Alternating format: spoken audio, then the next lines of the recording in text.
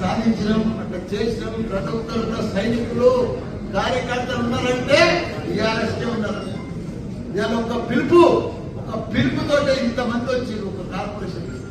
ఇంకా సగం మంది జర కన్ఫ్యూజ్ ఉండి రాలే, లేకపోతే ఇవాళ కాదు ఇంత పెద్ద సరిపోదు.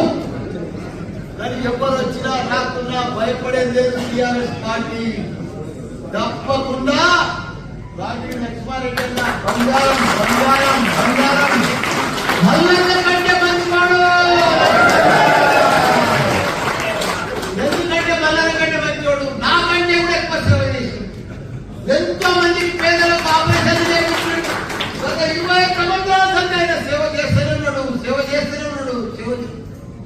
అటువంటి నాయకుడు ఎక్కడ కూడా మనకు దొరకడం మన అదృష్టం. మనకి ఇంత మంచి ఎంపీ అటువంటి మనకు దొరకడం మనందరి అదృష్టం. ఇప్పుడు మేడ్చల్ మల్కాజిగిరి ఎంపీల 7 నియోజకవర్గాలు 7 ఎమ్మెల్యేలు మనతోనే ఉన్నారు. కార్పొరేటర్లు అంతా బీఆర్ఎస్ఏ.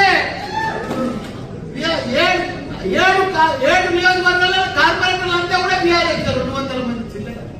వాళ్ళకి ఎవరికి కూడా క్యాడర్లు లేరు, నాయకులు లేరు, మనుషులు లేరు, బూత్లలో కూర్చుంటేందుకు కూడా లేరు.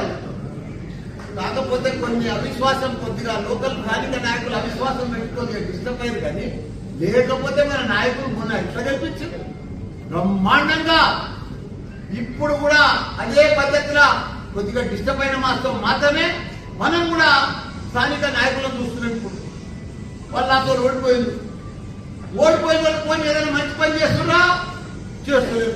వాళ్ళ 3 నెలల్లో బట్టి వాళ్ళ దౌర్జన్యం చూసినాం. ఆయన వాళ్ళ